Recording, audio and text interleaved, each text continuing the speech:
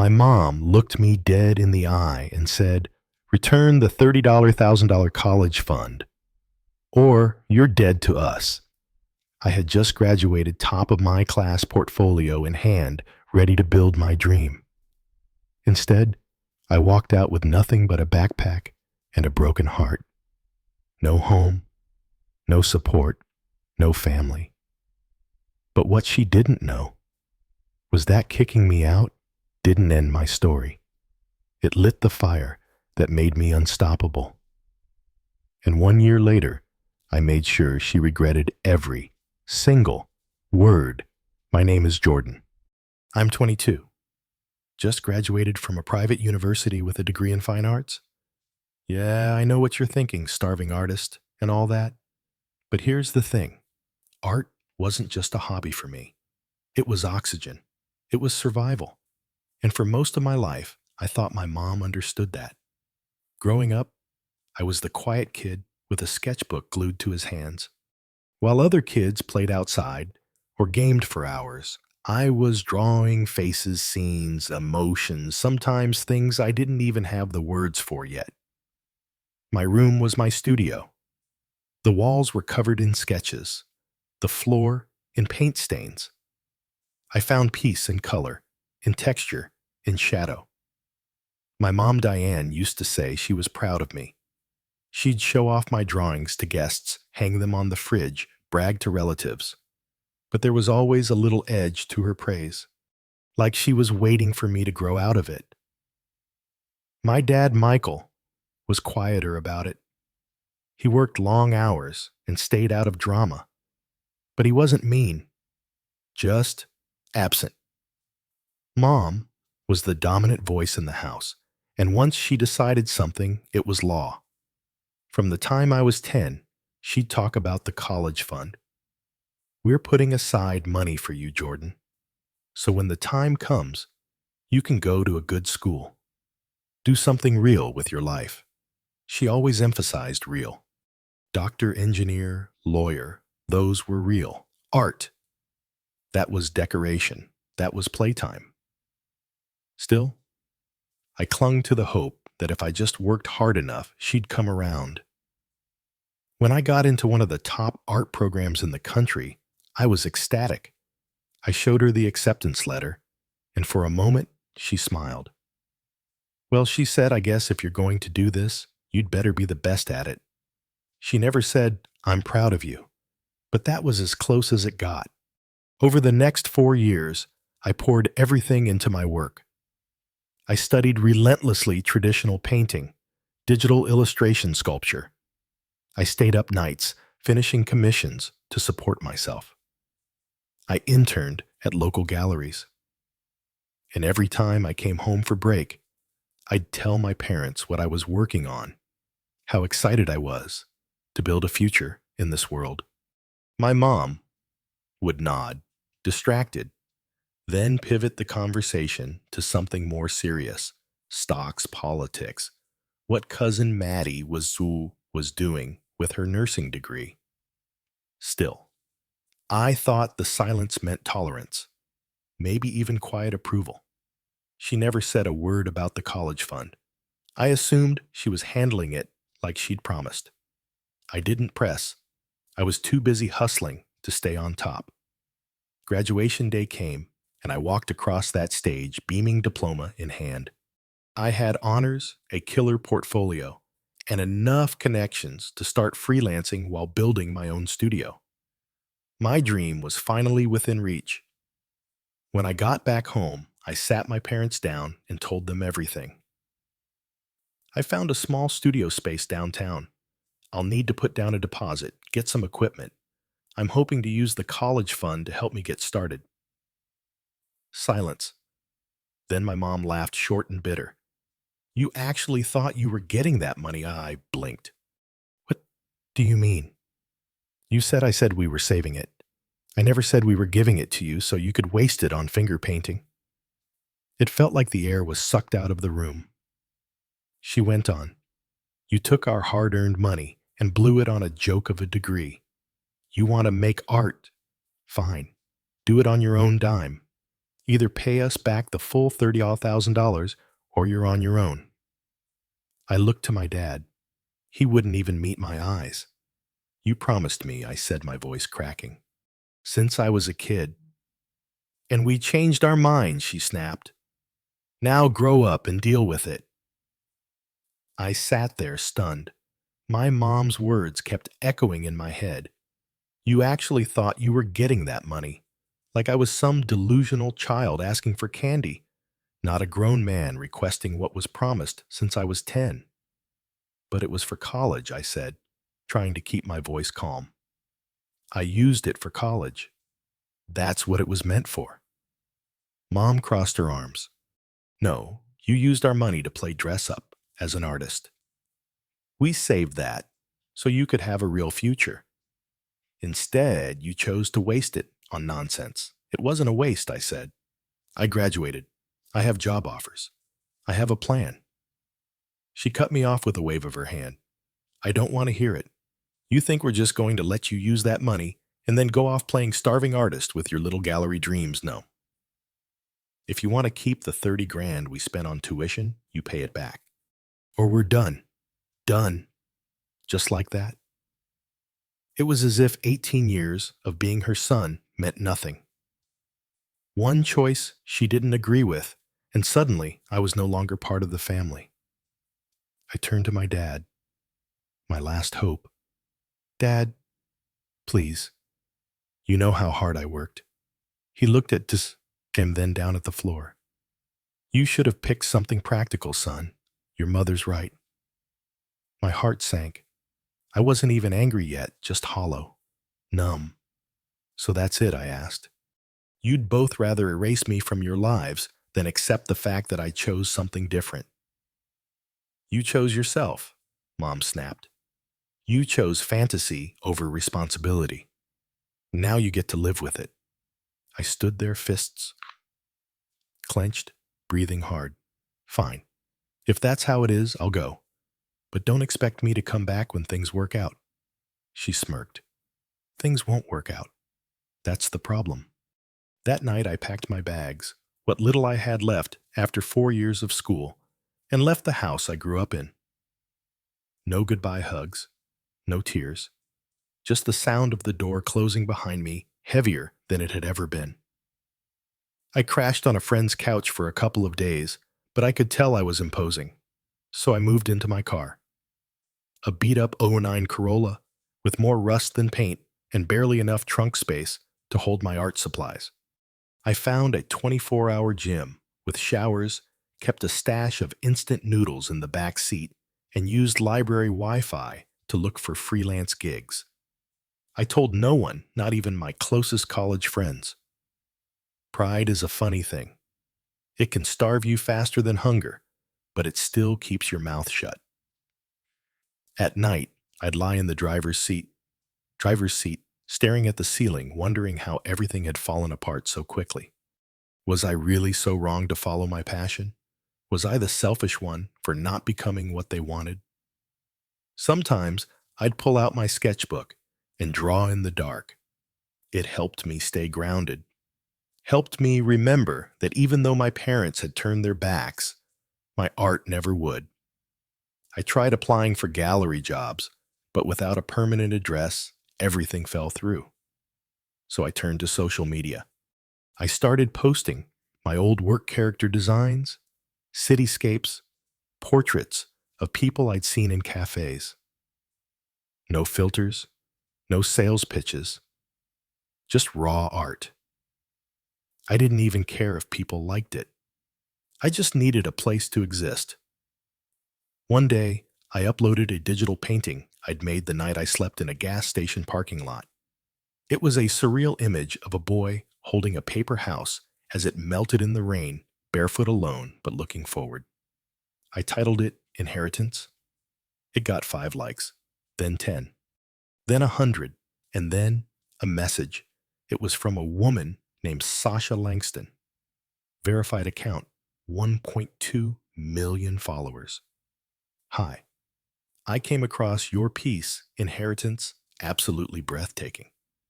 Would love to commission a custom painting for my new apartment. Let me know your rates. I stared at the screen for 5 full minutes, not sure if it was a scam or some cruel joke. I did some quick research. She was real. A fashion influencer with her own brand, a rising name in the lifestyle space, and she wanted my art. I replied cautiously, quoted a price I thought was fair, honestly, still way too low, but she didn't even blink. Within an hour, she'd sent payment and posted my art to her Instagram story.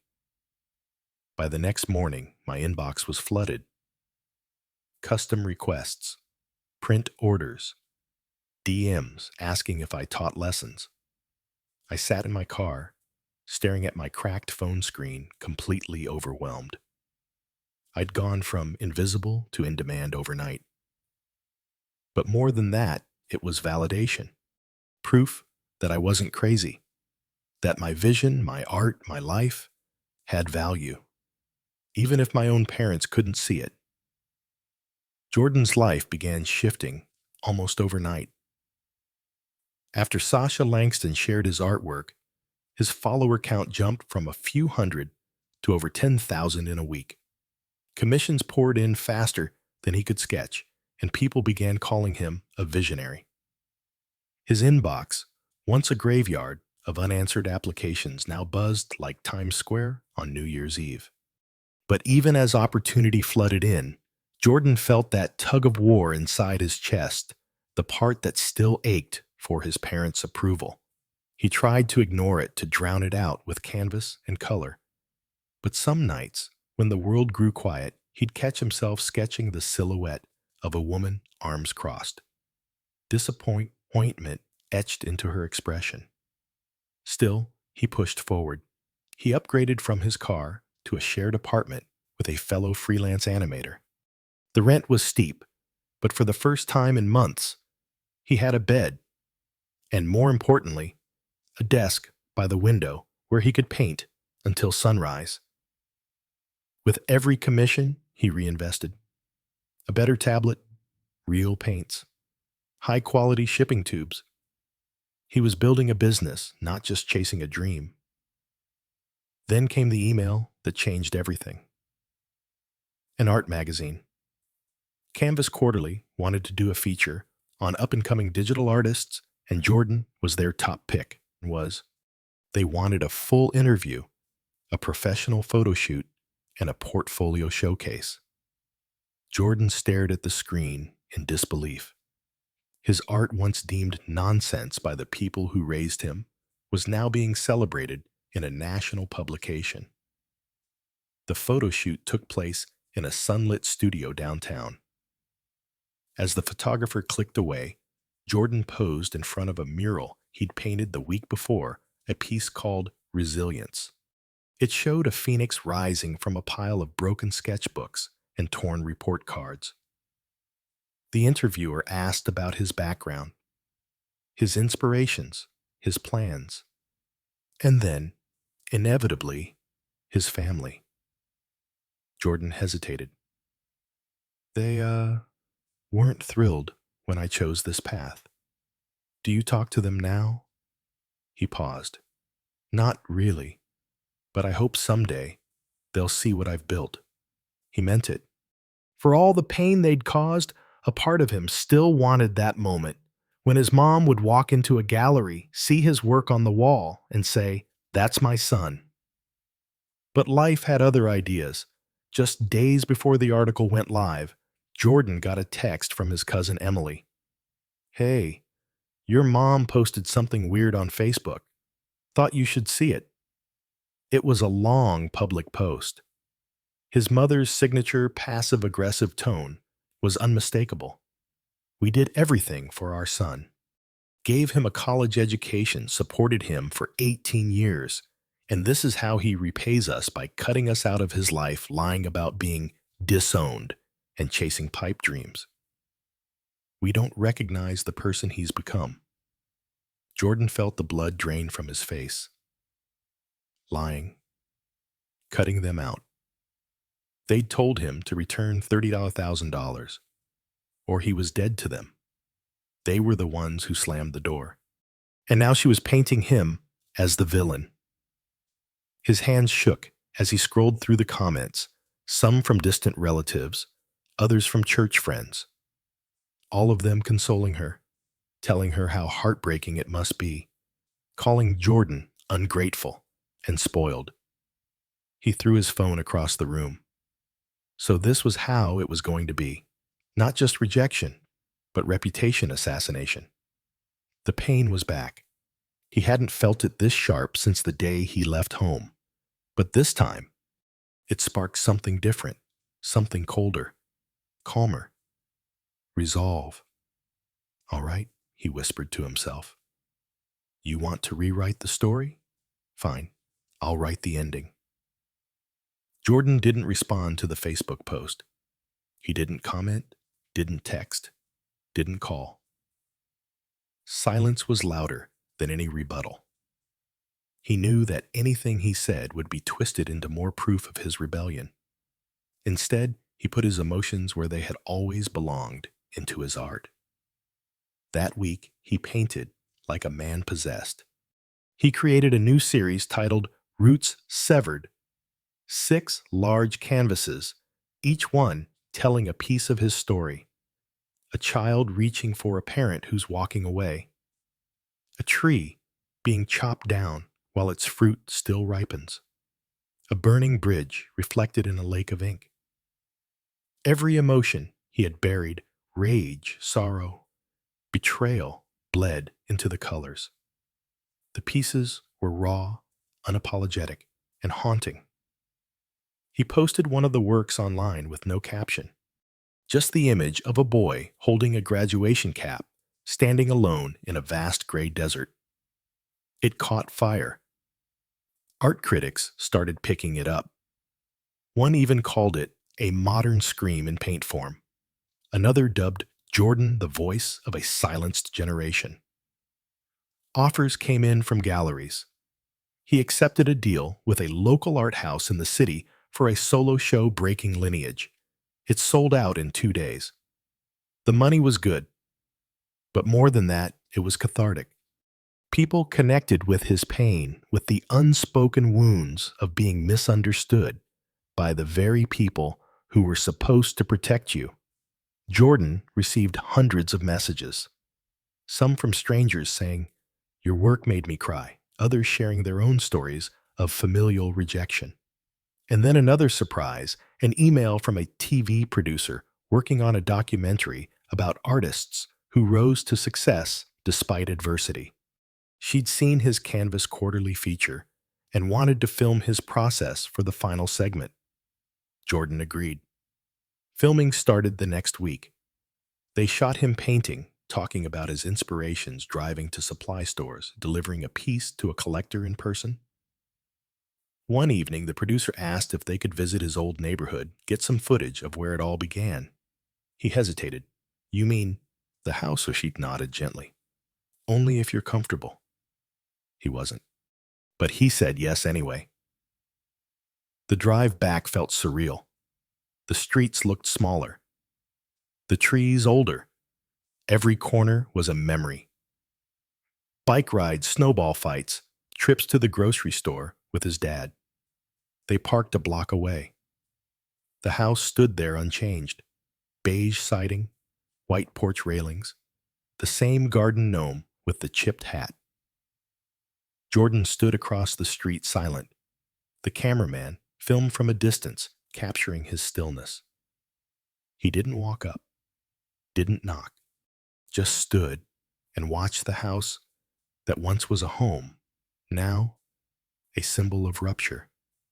And then the door opened. His mother stepped outside. Jordan froze. She didn't see him at first. She bent to pick up a package from the porch. Then her eyes scanned the street casual, like someone checking the weather, and then they locked onto his. For a moment, time stopped. Recognition flared in her expression first. Surprise, then something unreadable. She didn't wave, didn't call out, just stared. Jordan didn't move. Neither did she. Then, without a word, she turned and walked back inside. The door closed softly behind her.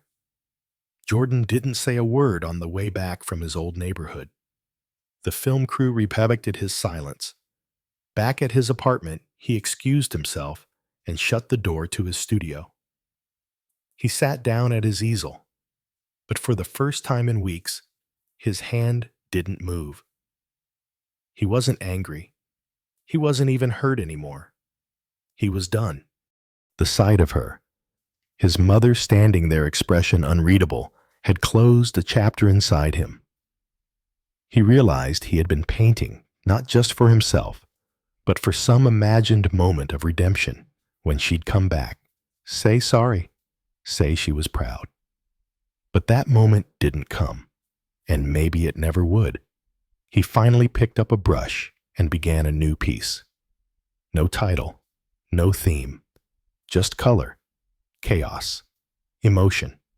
By morning, the canvas was nearly black layered with shades of ash soot and midnight blue. It wasn't pretty. It wasn't even marketable, but it was real. That afternoon, the producer called. "Hey, the segment's almost done. We're adding a closing monologue. Something from you. Just a voiceover. Something you'd want people to hear after watching your journey." Jordan thought for a long time before speaking. Eventually, he recorded, "We all want our parents to believe in us. We grow up thinking their love is unconditional, that it's safe, eternal, unshakable. But sometimes, the people who raised you are the first ones to walk away when you don't fit their mold. And you know what? That's okay. Because love doesn't always come from blood, and belief doesn't always come from family. Sometimes, you have to become your own proof.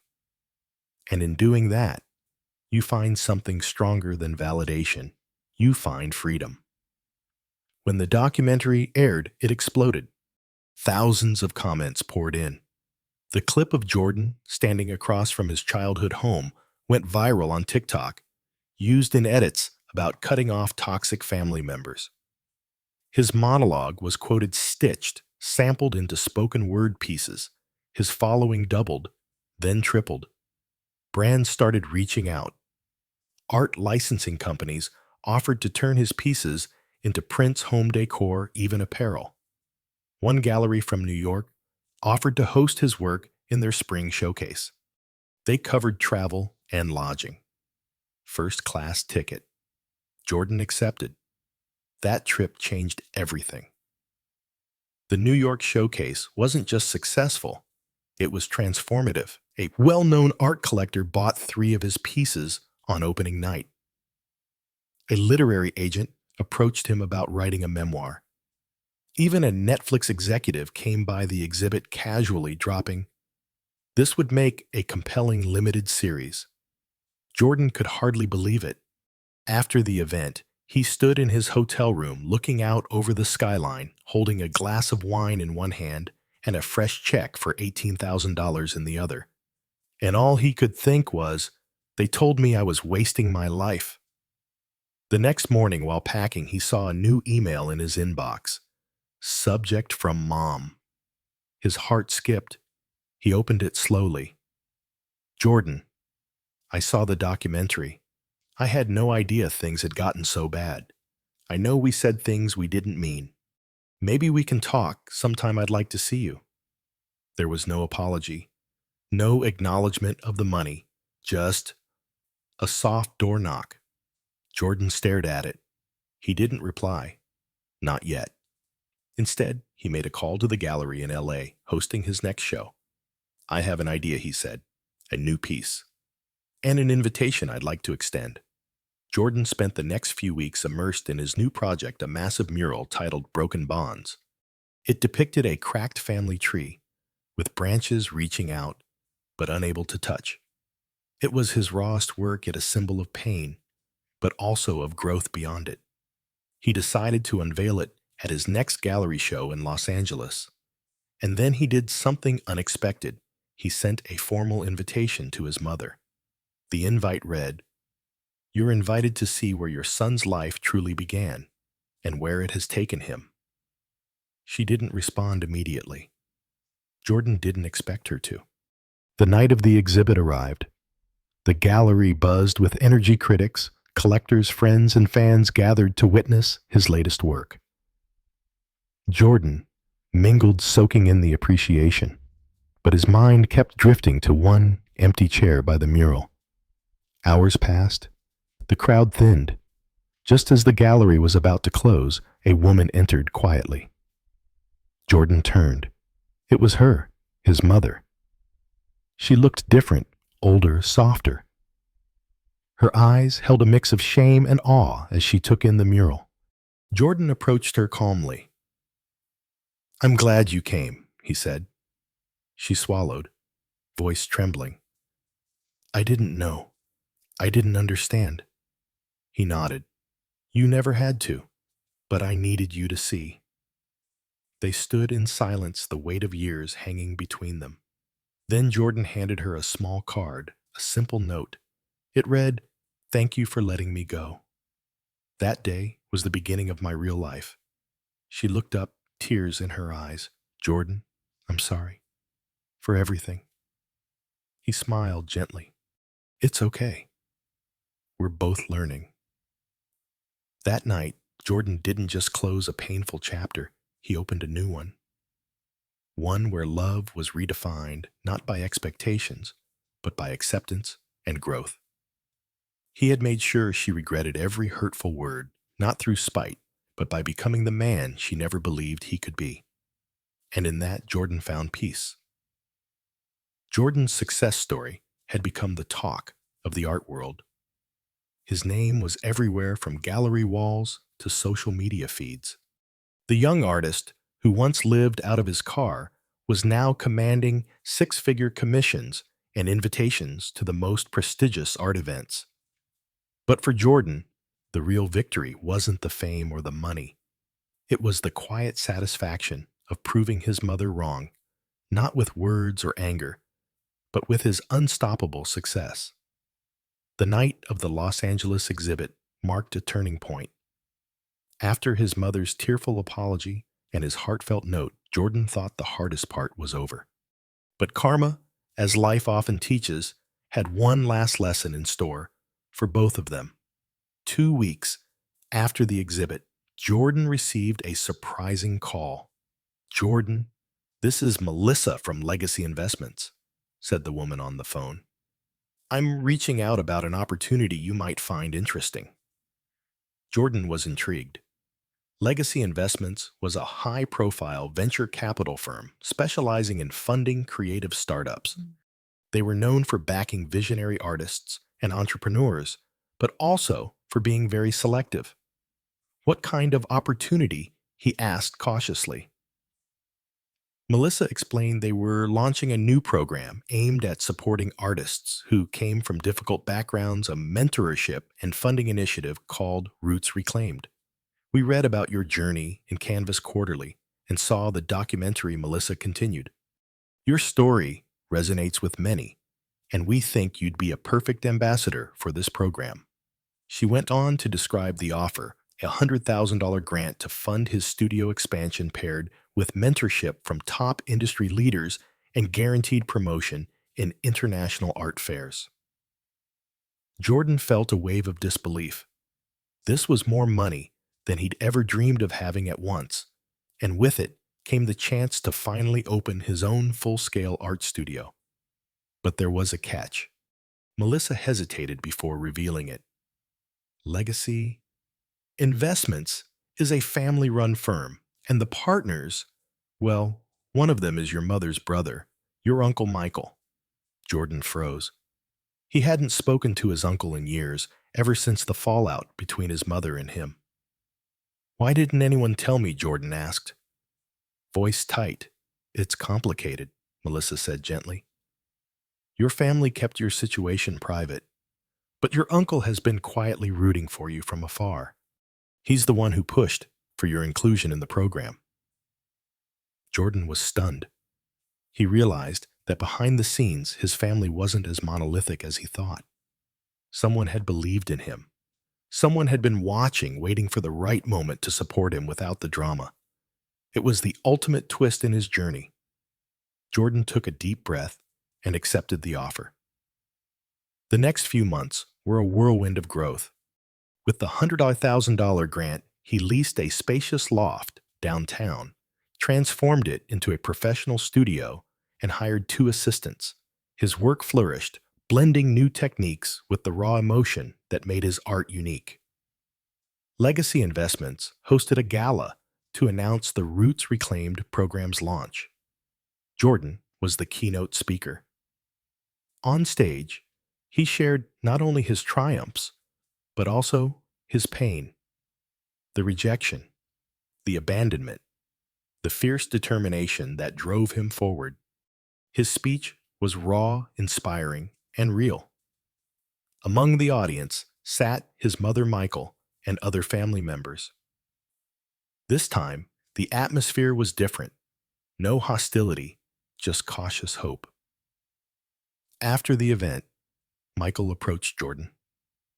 "I'm sorry we weren't there when you needed us," Michael said, "but we want to be part of your life now, on your terms." Jordan looked at his uncle, then glanced toward his mother, who was standing quietly nearby. He smiled, a mixture of forgiveness and strength shining through. Let's start fresh, but the real revenge. It wasn't in making his family grovel or beg forgiveness. It was in how Jordan used their doubt and rejection as fuel to build a life they never imagined he could. Word spread about the family drama behind the scenes, and Jordan's story became a beacon of hope for many young artists who face similar struggles. Meanwhile, his mother's public stance softened. She made several appearances in art circles, speaking cautiously about learning to support her son's dreams. Yet privately, Jordan knew the scars remained. But now, he held the power not just financially, but emotionally. He was free. One afternoon, Jordan received a package at his studio. Inside was a photo album from his mother. Each picture was a moment from his childhood birthday parties, family vacations, school recitals. Tucked between the photos was a letter: "I can't change the past, Jordan, but I'm proud of the man you've become. Thank you for teaching me what unconditional love really means." Jordan placed the album on his desk. He wasn't angry anymore. He was grateful, because sometimes the best revenge isn't tearing people down. It's rising so high they have no choice but to admire your flight. Jordan stood in his spacious new studio, the morning light streaming through the windows, casting soft glows on the paintings slowly taking shape. From the young man who had once been kicked out by his mother, broke, and sleeping in his car, he had transformed into a successful, independent artist he could truly be proud of. Looking back on his journey, Jordan realized that all the pain, rejection, and harsh words from the very people who were supposed to support him were not an end, but a beginning. A beginning of freedom and true strength. The note he left for his mother years ago: "Thank you for kicking me out. That was the day I started living my truth." Wasn't just a spiteful message. It was a simple truth. He found himself in the ruins. He had taken revenge, not with anger or bitterness, but with his life, a life built on passion and resilience. Jordan no longer needed anyone's approval to feel worthy. He had created that worth himself. Though his mother still carried the weight of past mistakes, she had come to appreciate the man he had become.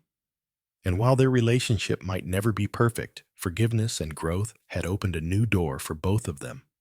Life isn't always fair, but karma has its own way of balancing the scales. And Jordan, at last, was truly living, rising above his past, soaring high and free. He smiled, looking out the window.